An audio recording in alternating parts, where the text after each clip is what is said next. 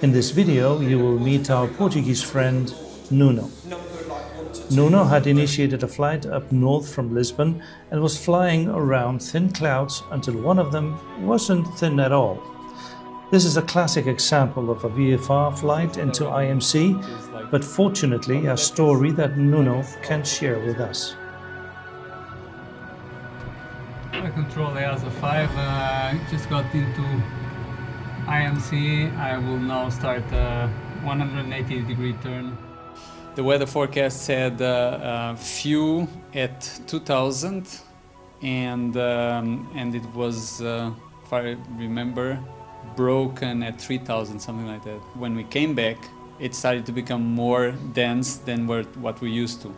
And then first I would get some kind of like bright veils, a little bit here, a little bit there. It's not really that dense, so you even if you get close to it, you can still see the ground, you can still see forward, maybe not in your flight direction, but there is a way around them.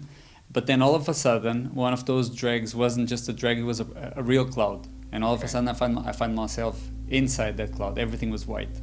I had learned or heard about the experience of a good friend of mine, and things got nasty for him. So the first thing I did was I focused on the artificial horizon and on my altitude.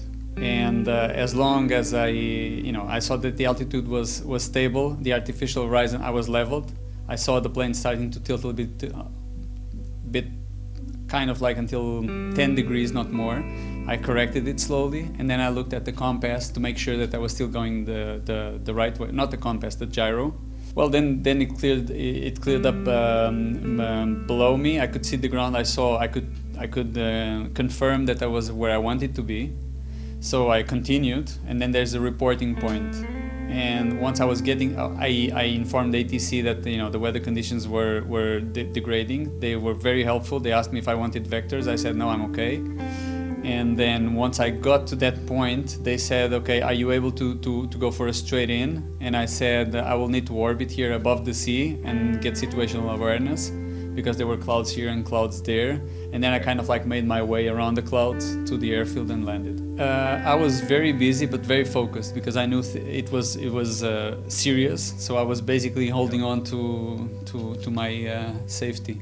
I was there with a mate, my flight school mate. It was the first flight after we finished our licenses, together. So you were very inexperienced then? I was like 70 hours, maybe less. Okay, and when it started happening, he said, go up, pull up, climb.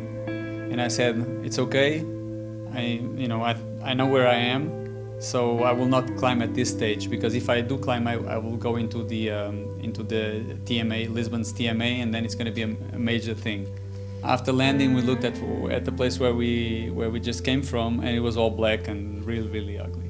What I learned from it is that veils can become something else very quickly, like cloud veils. Something that seems very thin can change very quickly, especially at that time and at that place, because you see them and it looks like one thing, but behind one of those drags, something bigger can be hiding, and all of a sudden you're in there. So my conclusion from it is, when you start seeing them, just go around.